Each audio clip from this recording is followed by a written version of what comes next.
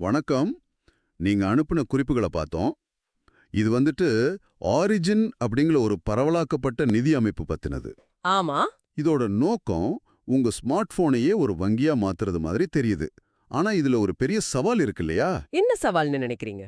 வெளிப்படைத்தன்மையும் தனியுரிமையும். இது ரெண்டும் ஒண்ணுக்கொன்னு எதிரானது. ஆமா, கரெக்ட். ஆரிஜின் இதை எப்படி சரி பண்ண போகுதுங்கிறது தான் சுவாரஸ்யமா இருக்கு. இதுல எல்ஜிஎன்எஸ், அப்புறம் ஸ்டேபிள் காயின், அனுப்பி சரக்கட்டளை, இந்த மூணு எப்படி ஒன்னா வேலை செய்யுதுன்னு கொஞ்சம் விரிவா பேசலாம். ஆமா, சரியா சொன்னீங்க. இது வெறும் இன்னொரு கிரிப்டோ திட்டம் கிடையாது. சொல்லப்போனா இது ஒரு பெரிய தொலைநோக்கு பார்வை. ஓஹோ. ஆரிஜின், அதாவது தோற்றம். அப்புறம் அவேக், அதாவது விழிப்பு. கடைசியா இட்டர்னல், அதாவது நிலையானதுன்னு 3 கட்டமா இதை பிளான் பண்றாங்க. ஒவ்வொருத்தருக்கும் அவங்க நிதி மேல முழுமையான கண்ட்ரோல் கொடுக்கறதா இதோட அடிப்படை நோக்கம். சரி, அப்போ முதல்ல எல்ஜிஎன்எஸ்ல இருந்து ஆரம்பிக்கலாமா? உங்க குறிப்புல இது ஒரு நிலையற்ற நாணயம், அதாவது நான் ஸ்டேபிள் கரன்சின்னு சொல்லியிருக்கு. ஆமா. ஒரு நிலையற்ற நாணயம் எப்படி ஒரு நிதி அமைப்புக்கு அடித்தளமா இருக்க முடியும்? அதுவே ஒரு முரண்பாடா தெரியுதே. இது ஒரு நல்ல கேள்வி. எல்ஜிஎன்எஸ் வந்துட்டு இந்த அமைப்போட ஆரம்ப கட்ட வளர்ச்சிக்கான ஒரு உந்து சக்தி மாதிரி. உந்து சக்தியா? ஆமா. அதோட மதிப்புல இருக்கிற ஏற்ற இறக்கம்தான் புது முதலீட்டாளர்களை உள்ள கொண்டு வரும். ஒரு ராக்கெட் கிளம்புறதுக்கு தேவைப்படுற எரிபொருள் மாதிரி வச்சுக்கோங்களேன். ஓஹோ, புரியுது. ஆனா நீண்ட காலத்துக்கு, அதாவது தினசரி பரிவர்த்தனைகளுக்கு இந்த ஏற்ற இறக்கம் உதவாது. அந்த இடத்துல தான் ஸ்டேபிள் காயின் உள்ள வருது. ஓ, அப்போ எல்ஜிஎன்எஸ் வந்து ஆரம்பகட்ட வளர்ச்சிக்கு மட்டும்தான்.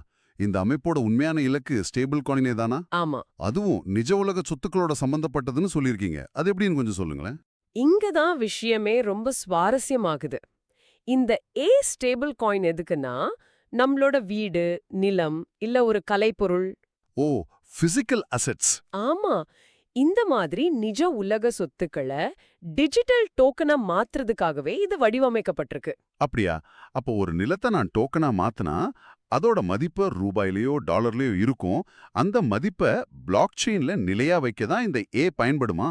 மிகச்சரியா சொன்னீங்க. உங்க சொத்தோட மதிப்பு மாறினாலும் பிளாக் செயின்ல அதோட மதிப்பு நிலையா இருக்கணும். அதுக்கு ஒரு ஸ்டேபிள் காயின் கண்டிப்பா தேவை. சரி. ஆனா இங்க ஒரு பெரிய சிக்கல் இருக்கு. என்ன சிக்கல்? உங்க சொத்தோட மதிப்பு என்ன, அது நீங்க யாருக்கு விக்கிறீங்க, இந்த மாதிரி தகவல் எல்லாம் எல்லாருக்கும் தெரிஞ்சா அது ஒரு பெரிய பிரைவசி பிரச்சனை இல்லையா? ஆனா அது சரிதான். ஓ, அந்த பிரச்சனைக்கு தீர்வாத்தான் இந்த அனுபஸ் அறக்கட்டளை உள்ள வருதா? கரெக்ட். உங்க குறிப்புல ஜீரோ நாலேஜ் ப்ரூஃப்னு ஒரு டெக்னாலஜி பத்தி சொல்லியிருக்கீங்க. இது கேட்கறதுக்கு ஏதோ சயின்ஸ் ஃபிக்ஷன் படம் மாதிரி இருக்கு. அப்ப என்னோட பரிவர்த்தனையா யாராலுமே பார்க்க முடியாதா? கிட்டத்தட்ட அப்படிதான். அனுபெஸ் வந்து இந்த தனியுரிமை தொழில்நுட்பத்துல நிபுணத்துவம் பெற்றவங்க. ஜீரோ நாலேஜ் ப்ரூஃப் எப்படி சொல்றது? ஒரு சின்ன உதாரணம் சொல்றேன். உங்க பேங்க் அக்கவுண்ட்ல ஒரு குறிப்பிட்ட தொகை இருக்குன்னு நீங்க நிரூபிக்கணும். ஆனா எவ்வளோ இருக்குன்னு சொல்லக்கூடாது. சரி. அந்த ரகசியத்தை வெளியிடாமலேயே நீங்க சொல்றது உண்மைதான்னு கணித ரீதியா நிரூபிக்கிறது தான் இந்த டெக்னாலஜி. ஓஹோ, ரொம்ப சுவாரஸ்யமா இருக்கே. ஆமா. ஒரு பரிவர்த்தனை நடந்ததுன்னு பிளாக் செயின்ல பதிவாகும். ஆனா எவ்வளோ பணம் யார்கிட்ட இருந்து யாருக்கு போச்சுங்கிற விவரம் ரகசியமா இருக்கும். அப்போ நான் புரிஞ்சுக்கிறது சரிதானான்னு பாருங்க. எல்ஜிஎன்எஸ் அன்னது இந்த அமைப்பை மேல கொண்டு போற ராக்கெட் எரிபொருள்.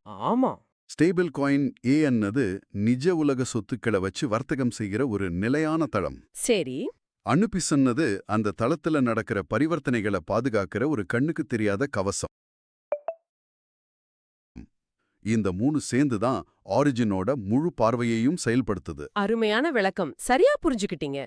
இந்த 3 கூறுகளும் உன்னோட ஒண்ணு இணைஞ்சுதான் இந்த பெரிய இலக்க சாத்தியமாக்க போகுது. இறுதியா நீங்க யோசிக்கிறதுக்கு ஒரு கேள்வி. சொல்லுங்க. உங்க ஆவணங்கள்ல சொன்ன மாதிரி நம்ம வீடு அல்லது நிலம் போன்ற நிஜ உலக சொத்துக்களை இந்த மாதிரி ஒரு உயர் தனியுரிமையோட டிஜிட்டல் டோக்கனா மாத்தி உலகளாவிய நெட்வொர்க்ல ரொம்ப எளிதா வர்த்தகம் செய்ய முடிஞ்சா அது சொத்துரிமை மற்றும் முதலீடு பத்தின நம்மளோட தற்போதைய எண்ணங்களை எப்படி மாத்தி அமைக்கும்?